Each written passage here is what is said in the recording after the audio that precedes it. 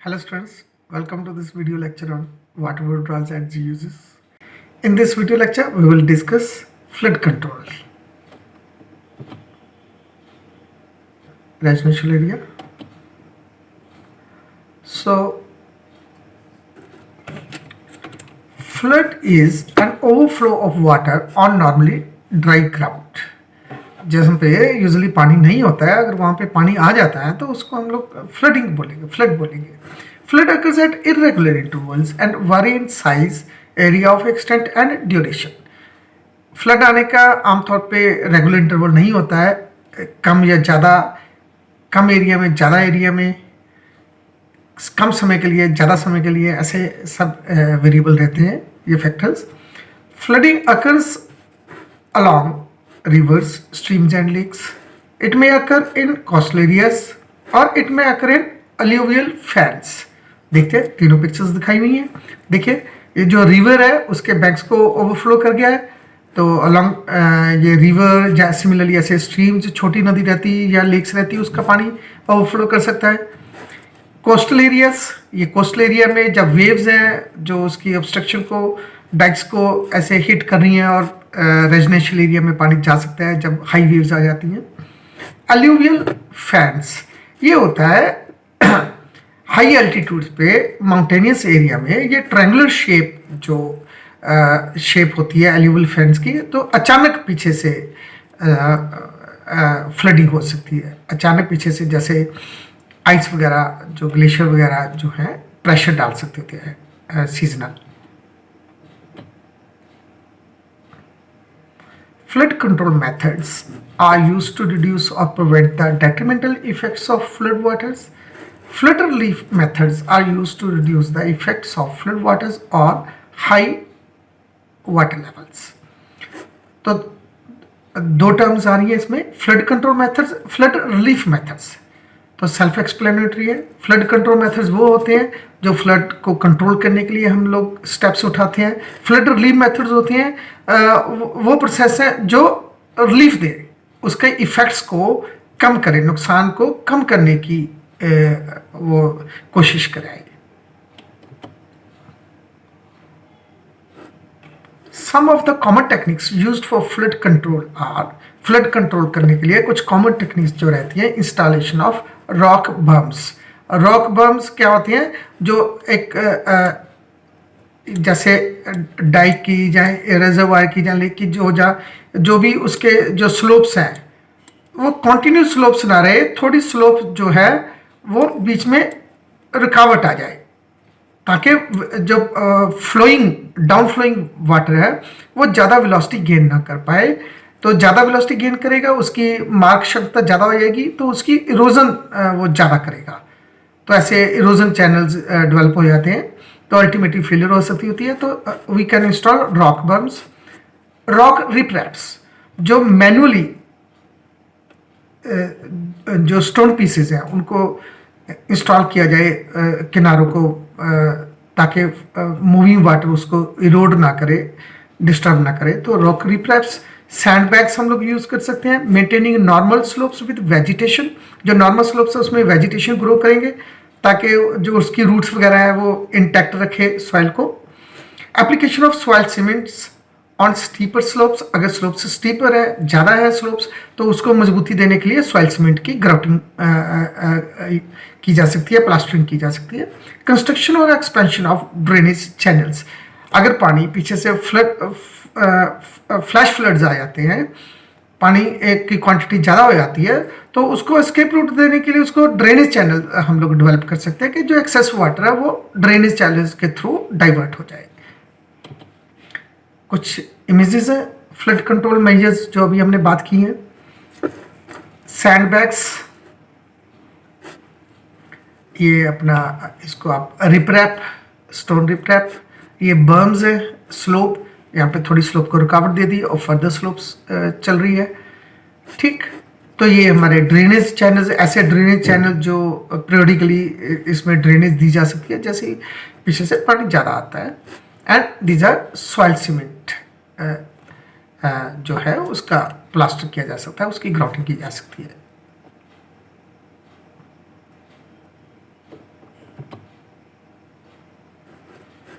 So another way to categorize the flood control measures, regulators, we can install regulators, diversion structures हो सकती हैं, upgrade sewerage system, dams, dikes, canals, runoff storage. Dikes क्या होती हैं? जो समुद्र का पानी है उसको रिहायशी इलाके में ना आए तो वहाँ पे हम जो ऑब्स्ट्रक्शन क्रिएट करते हैं उसको डाइक बोलते हैं। डैम्स जो रिवर को ऑब्स्ट्रक्ट, वाटर फ्लो को ऑब्स्ट्रक्ट करने के लिए, कंट्रोल करने के लिए हो गया। कैनाल सिस्टम हो गया, सीवरेज सिस्टम हो गया, ताकि फ्लड का नुकसान कम से कम रहे रिहायशी एरिया में। डाइवर्शन स्ट्रक्चर्स हो गई, रेगुलेटर कंट्रोल्स मेजर्स हो गए, रन ऑफ स्टोरेज जो है उसको कंट्रोल किया जा सकता है। तो ये सब फ्लड कंट्रोल मेजर्स रहते हैं। नेक्स्ट टर्म जो आती है that is flood plane. Let's see this image. Flood, this is a river. Flood plain क्या हुआ? फ्लड रिवर की यूजुअली दोनों तरफ कहीं दूर जाकर के भी, कितनी भी दूर क्यों ना हो, तो फुट हिल्स रहती है। ठीक, तो मान के चला जाता है कि जहां तक वो पानी जा सकता है इसका, तो that is the flood plain. जहां तक इसकी मार्क क्षमता है, फ्लड कहां तक जा सकता है। जैसे वाटर एट फ्लड स्टेज, तो जहां मैक्सिमम जहां तक जा सकता है पानी, उसको उसका फ्लड प्लेन बोला जाता है। यूजुअली ये फुट हिल्स तक होता है दोनों तरफ। देखते हैं इसकी एक्सप्लेनेशन, देखते हैं अभी। A floodplain or floodplain is an area of land adjacent to a stream or river which stretches from the banks of its channel to the base of the enclosing valley walls and which experiences flooding during periods of high discharge. जब high discharge आए, जो area flooding को face करेगा, और आमतौर पे ये उस रिवर के किनारे से लेकर के वैली वॉल्स की फुट के बेस तक स्ट्रेच कर जाता है। तो जो रिवर का साथ लगता हुआ एरिया वैली, रिवर वैली की बेस तक जाता है, जहाँ पे हाई डिस्चार्ज जब आता है तो वो पानी फैल सकता है, उस सारे एरिया को हम लोग क्या बोलेंगे? उस रिवर का फ्लड प्लेन। अब flood plain is normally dry land area adjoining reverse. यह ड्राई लैंड एरिया है जो रिवर के दोनों तरफ है, streams, lakes, bays or oceans that is inundated during flood events। तो रिवर या स्ट्रीम या लेक जिसकी भी हम कंसीडर करें, उसको दोनों तरफ जो यूजुअली ड्राई एरिया होता है, लेकिन जब हाई डिस्चार्ज आ जाता है, हाई लेवल वाटर का हो जाता है, तो वो एरिया इनअंडेटेड में डूब जाता है, अफेक्ट हो जाता है उसके फ्लड वाटर से। This is flood plain of that particular से रिवर और कनाल और ocean. Floodways and floodway fringes. जो फ्लड प्लेन है वो तो रिवर के दोनों तरफ टोटल एरिया हो गया जहां तक उसकी मार्क क्षमता है, उसको दो हिस्सों में बांटेंगे हम लोग, फ्लडवे एंड फ्लड फ्रिंजेस। अब ये क्या हुआ? इसमें एक टर्म यूज कर रहा है 100 year flood plain. 100 year flood plain हुआ कि इसके चांसेस है 1 in 100। तो वह एरिया जिसके चांसेस 100 साल में कम से कम एक बार फ्लड में डूब जाने के चांसेस हैं, मतलब वो एरिया जिसके इसके फ्लड आने की स्थिति में डूबने के कम से कम 1% चांस है 100 साल में, तो उस एरिया को उसका 100 ईयर फ्लड प्लेन बोलेंगे। वो 100 ईयर फ्लड प्लेन में जो है उसको दो हिस्सों में हम डिवाइड कर रहे हैं, फ्लडवे एंड फ्लड फ्रिंज। फ्लडवे क्या हुआ? फ्लडवे वो एरिया हुआ स्ट्रीम की दोनों तरफ का टोटल एरिया मिला करके जहां पे हमने, गवर्नमेंट ने कोई भी कंस्ट्रक्शन जो है अलाउ नहीं करनी है, इसको फ्री रखा जाएगा इन केस ऑफ फ्लड्स, इसमें ताकि कोई नुकसान ना हो, वो उस रिवर का फ्लडवे जो है कहलाएगा। फ्लड फ्रिंजेस क्या हुआ? फ्लड प्लेन का फ्लडवे के अलावा वो हिस्सा जिसमें फ्लड तो आ सकते हैं, उसके चांस, जैसे 100 ईयर फ्लड प्लेन है तो 100 साल में एक बार उसके डूबने के चांसेस रहेंगे, लेकिन इसमें रूल्स एंड रेगुलेशंस जो गवर्नमेंट है वो अप्लाई करती है कि इस एरिया में फ्लड फ्रिंज में जो भी कंस्ट्रक्शन होगी वो according to rules and regulation होगी, उसकी जो फाउंडेशन है उसकी जो स्ट्रक्चर है वो सेफ होगा और उसका बेस जो है इसके जो लेवल फ्लड लेवल जो कैलकुलेट किया जाएगा उससे अबव रहेगा। सो देखते हैं अभी इसका भी। The flood plain is divided into floodway and flood fringes. Floodway क्या होता है, फ्लड फ्रिंज क्या होता है, देखें। Floodway is the channel of the river और stream and the adjacent land that must remain free from obstructions so that 100-year flood can be conveyed downstream। जो हमने कैलकुलेट किया है 100-year flood plain एरिया, उसका वो हिस्सा जो उसको हमेशा फ्री रहना है, वहां पे बिल्कुल भी ऑब्स्ट्रक्शन नहीं होनी है रिवर के दोनों तरफ, that is the floodway. Flood fringe is the remaining portion of the flood plain, जो बाकी हिस्सा बच गया फ्लड प्लेन का फ्लड वे को छोड़ करके उसको फ्लड फ्रिंज बोलेंगे। And government regulations permit communities to allow the flood fringe to be obstructed and developed if standards that is elevating and flood proofing structures are met. तो flood fringe area में government regulations अगर meet out की जाए, flood proofing structures अगर हो और उसकी elevation above estimated flood level हो, तो वहां पे जो कंस्ट्रक्शन है वो अलाउड हो सकती है फ्लड फ्रिंज एरिया में। कॉजेज ऑफ फ्लड्स, आते क्यों है फ्लड्स, क्या वजह रह सकती है? इजी है, हम लोग अज्यूम कर सकते हैं।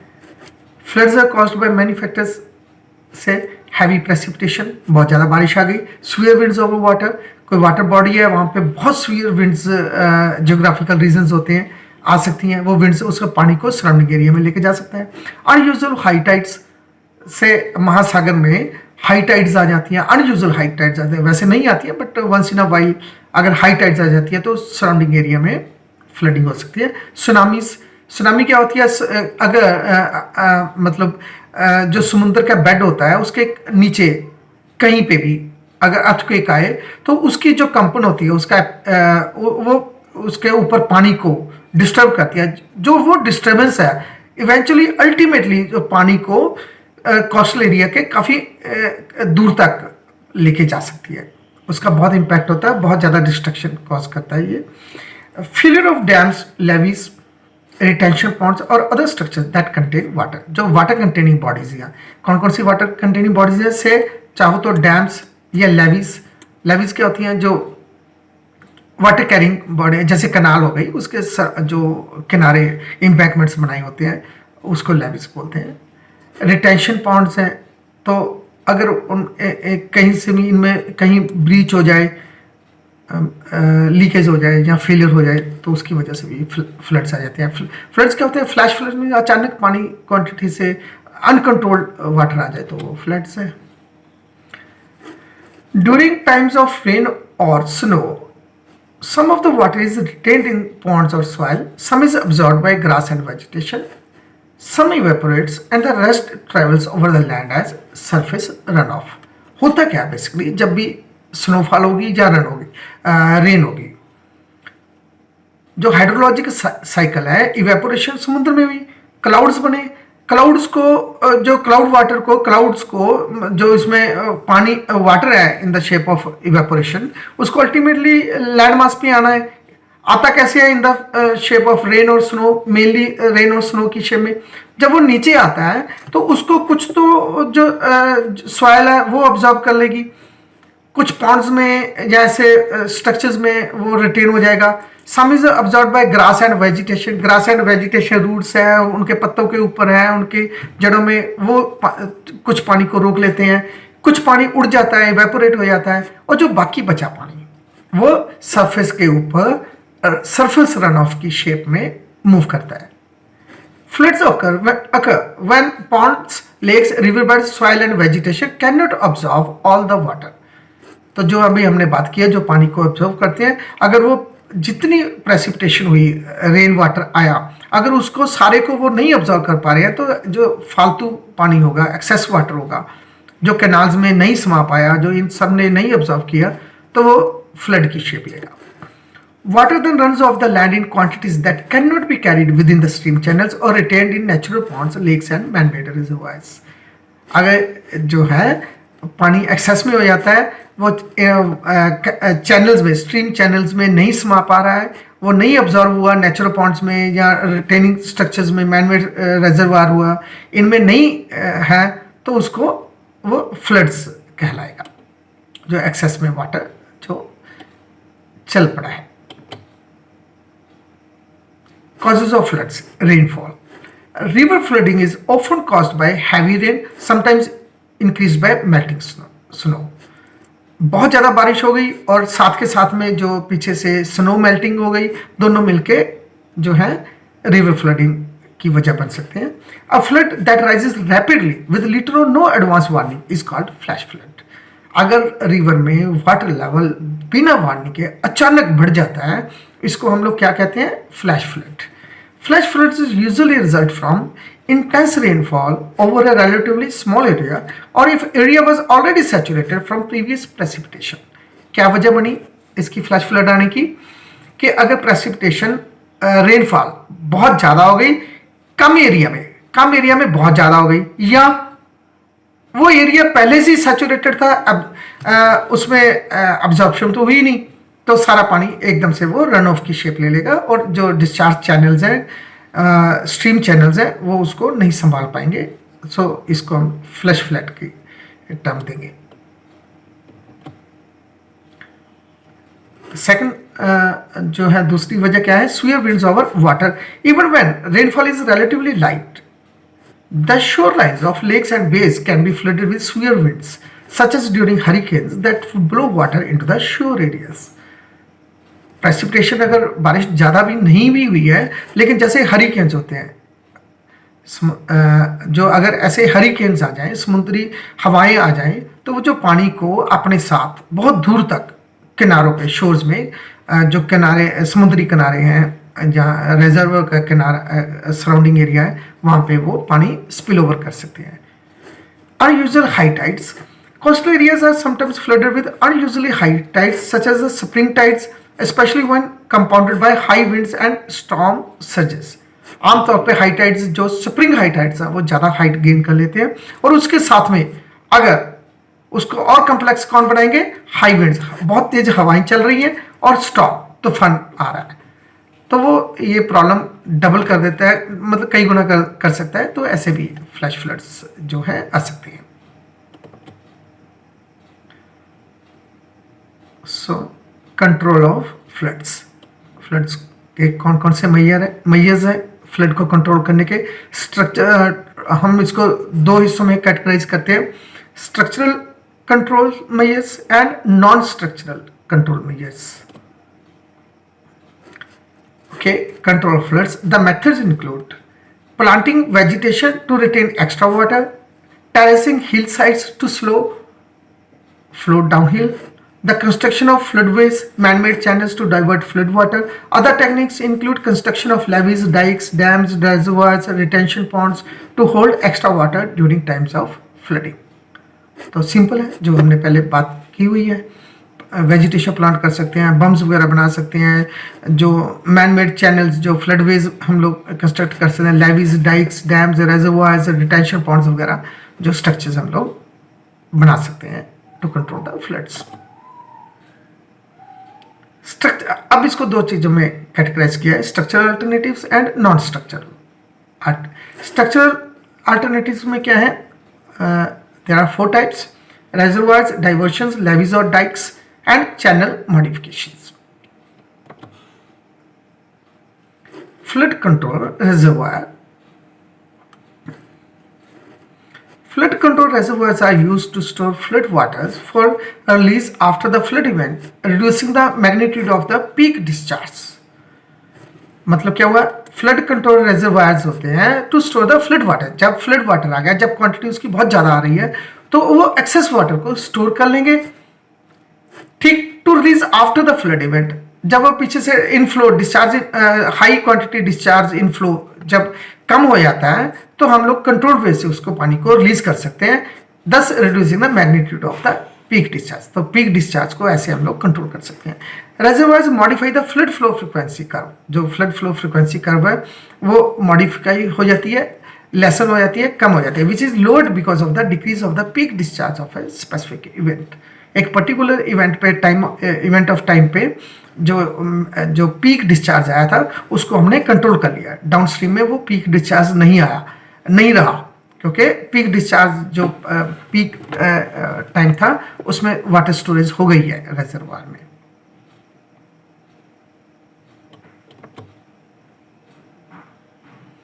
Reservoirs reduce damage by reducing discharge directly, तो सीधी सी बात है वो डिस्चार्ज एकदम से रिड्यूस कर देता है, पीछे से कितना भी पानी आए उसको वो स्टोर कर रहा है और डाउन स्ट्रीम में पानी कंट्रोल वे से ही जा रहा है। और reservoir is well suited for damage reduction in the following cases.